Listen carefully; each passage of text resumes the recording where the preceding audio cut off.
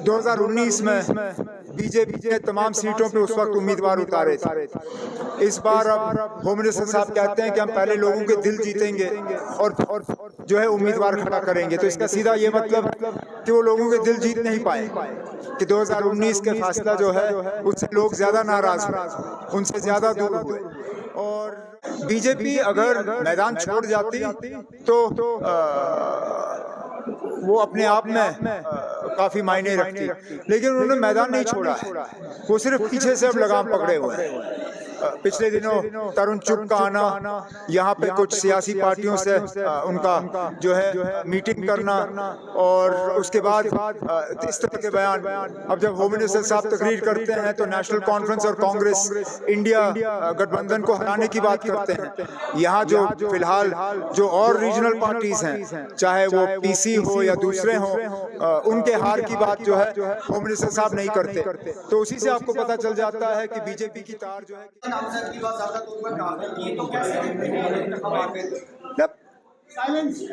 ये मतलब अपने आप में इन जो इंतखाबात हैं इनकी अहमियत जो है उसको आप इस तरह से आप देखें कि अगस्त 2019 के बाद जो है ये पहली मर्तबा है कि यहाँ पे पार्लियामेंट के इलेक्शन हो रहे हैं। उसके साथ साथ 2019 में बीजेपी ने तमाम सीटों पे उस वक्त उम्मीदवार उतारे थे। इस बार अब होम मिनिस्टर साहब कहते हैं कि हम पहले लोगों के दिल जीतेंगे और जो है उम्मीदवार खड़ा करेंगे। तो इसका सीधा ये मतलब कि वो लोगों के दिल जीत नहीं पाए, कि 2019 के फैसला जो है उससे लोग ज़्यादा नाराज़ हुए, उनसे ज़्यादा दूर हुए।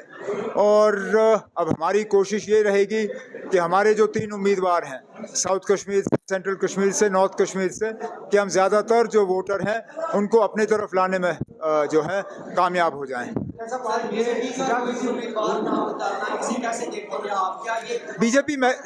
बीजेपी अगर मैदान छोड़ जाती तो वो अपने आप में काफ़ी मायने रखती, लेकिन उन्होंने मैदान नहीं छोड़ा है।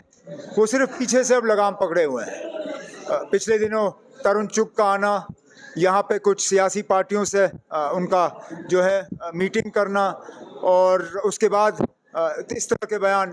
अब जब होम मिनिस्टर साहब तकरीर करते हैं तो नेशनल कॉन्फ्रेंस और कांग्रेस इंडिया गठबंधन को हराने की बात करते हैं।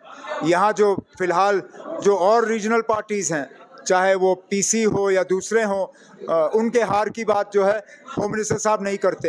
तो उसी से आपको पता चल जाता है कि बीजेपी की तार जो है किन लोगों के साथ जुड़ी हुई है। साहब ने कहा कि आप सयाह हैं, सयाह के तौर आपको कहा कि यहाँ तक शहरी इलेक्शन नहीं लड़ रहा है। मुकाबले के हमेशा कहते हैं कि मुकाबला दिल्ली से है, मेरा मुकाबला, आपका मुकाबला दिल्ली से है, ना कि बाकी पार्टी जो सजा होती वहाँ अपनी बाकी।